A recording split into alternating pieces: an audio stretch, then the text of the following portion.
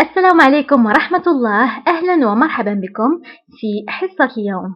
إن شاء الله غنتعرفوا على أسماء أواني وأجهزة المطبخ بالفرنسية. فلنبدأ على بركة الله. أولا المطبخ بالفرنسية هو la cuisine. كل مصطلح سأعيده 3 مرات.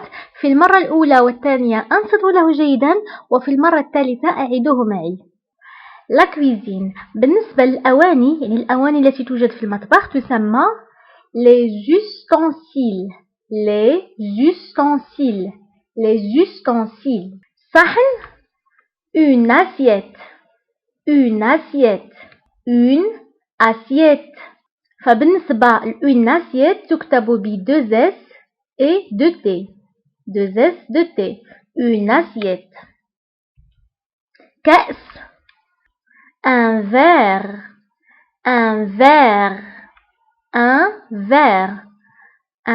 تكتب ب2 R. ملعقة une cuillère.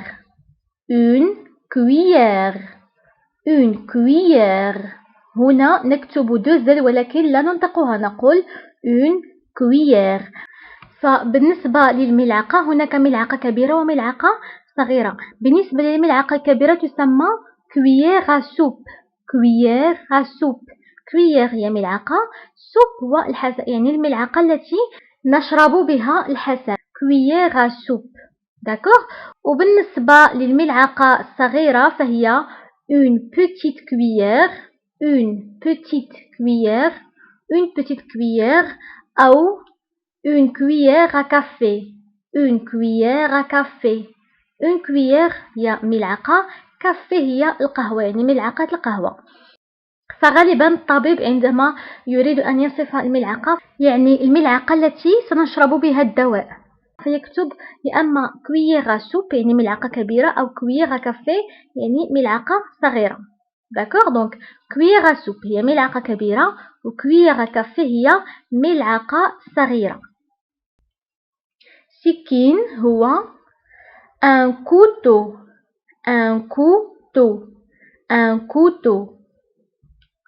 شوكة une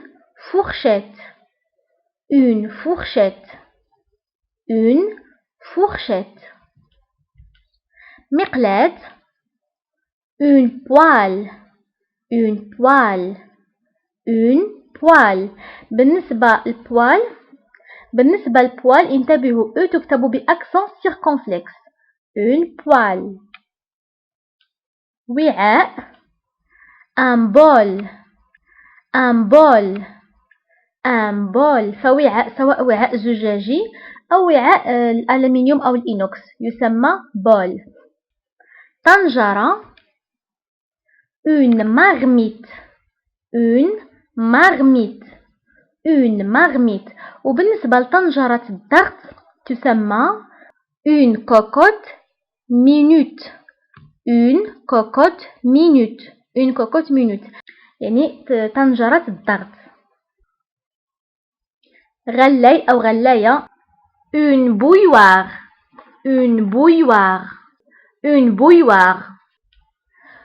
وعاء طهي يسمى une casserole.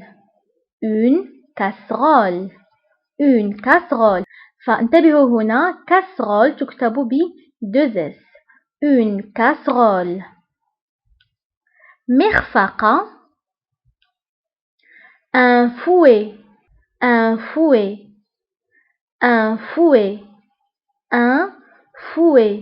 فهنا fouet تكتب بالت في آخر الكلمة ولكن لا ننطقها، نقول fouet. مصفاة une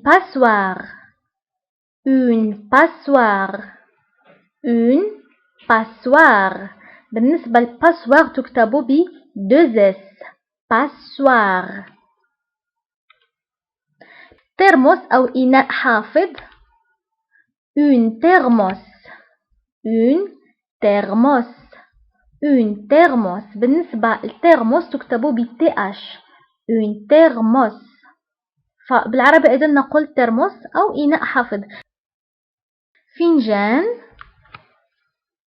une tasse une tasse une tasse. بالنسبة للتاس تكتب ب2 s une tasse. لوح التقطيع يعني اللوح الذي نقطع فوقه الخضار أو الفواكه أو أي شيء يسمى une planche à découper une planche à découper une planche à découper. شوبك أو ممدد العجين هذا الذي يظهر في الصورة يسمى un rouleau à pâtisserie un rouleau à pâtisserie un rouleau à pâtisserie. donc pâtisserie تكتب ب2 s un rouleau à pâtisserie. والشوبك أو ممدد العجين. مقشر الخضروات أو مقشر الخضار وأيضا الفواكه يسمى un épluche légumes un épluche légumes. épluche مقشر légumes الخضار un épluche légumes. بالنسبة للمغرفة une louche une louche une louche. ملعقة خشبية تسمى ب une cuillère en bois une cuillère en bois une cuillère en bois. فبالنسبة للبوا كيعني الخشب و une cuillère قلنا هي ملعقة. donc une cuillère en bois يعني ملعقة خشبية. ملعقة البسط une spatule une spatule une spatule. مبشرة une râpe une râpe une râpe une râpe. فانتبهوا بالنسبة للغاب تكتب ب A accent circonflexe une râpe. بالنسبة لهذه الأداة التي تظهر في الصورة التي نستعملها لتقطيع لا تارت تسمى une pelle à tarte une pelle à tarte une pelle à tarte. وبالنسبة لهذه الأداة اللي كنستعملوها لتقطيع البيتزا تسمى une roulette à pizza une roulette à pizza une roulette à pizza une roulette à pizza. فبالنسبة للغوليت تكتب ب2 t roulette. عصارة الحمضيات un presse agrumes un presse agrumes un presse agrumes. بالنسبة les agrumes هما الحمضيات و un presse agrumes هي عصارة الحمضيات. كأس القياس un doseur un doseur un doseur. فبالنسبة لان دوزور هنا اس نطقناها بحال لو سون زد لأنها جاءت entre deux voyelles جاء قبلها فويل وبعدها فويل فاس هنا ننطقها بلو سون زد ان دوزور. قمع يسمى ب un entonnoir un entonnoir entonnoir un entonnoir. بالنسبة لان entonnoir تكتب ب2 n un entonnoir. فبالنسبة لمطحنة الفلفل أو مطحنة الإبزار تسمى ب un moulin à poivre un moulin à poivre un moulin à poivre. بالنسبة للمولان هي مطحنة à poivre فالبوافر هو الإبزار un moulin à poivre. ولاعة un briquet un briquet un briquet. فبالنسبة للبريكي تكتب بالتي ولكن لا ننطقها تكتب بالتي في آخر الكلمة ولكن لا ننطقها.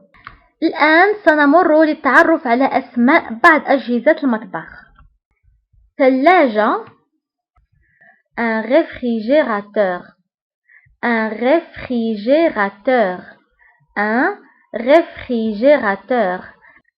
فرن, un four, un four, un four. غسالة الأواني, un lave-vaisselle, un lave-vaisselle, lave-vaisselle, un lave-vaisselle. فبالنسبة للفيسيل تكتب ب 2 S و 2 L. un lave-vaisselle. خلاط, بالنسبة للخلاط الكهربائي يسمى un mixeur, un mixeur, un mixeur. حوض الغسيل, un évier, un évier, un évier. ميزان, فبالنسبة للميزان سواء الميزان التقليدي أو الميزان العصري يسمى ب une balance, une balance, une balance. الآن غنشوفوا بعض المصطلحات التي تستعمل في المطبخ. فبالنسبة للقفاز المطبخ يسمى un gant de cuisine, un gant de cuisine. منشفة, une serviette, une serviette, une serviette. إسفنجة, une éponge, une éponge, une éponge. وبهذا كنوصلوا لنهاية الحصة. نتمنى درس اليوم تكونوا استفدتوا منه وتعلمتوا معنا أسماء أواني وأجهزة المطبخ. فإلى عجبكم الدرس واستفدتوا منه فشاركوه مع أصدقائكم وأحبابكم عبر مواقع التواصل الاجتماعي لكي تعم الفائدة. نتمنى تكونوا كدوزوا رمضان بأحسن الأحوال ونتلاقاو في الحصة المقبلة إن شاء الله.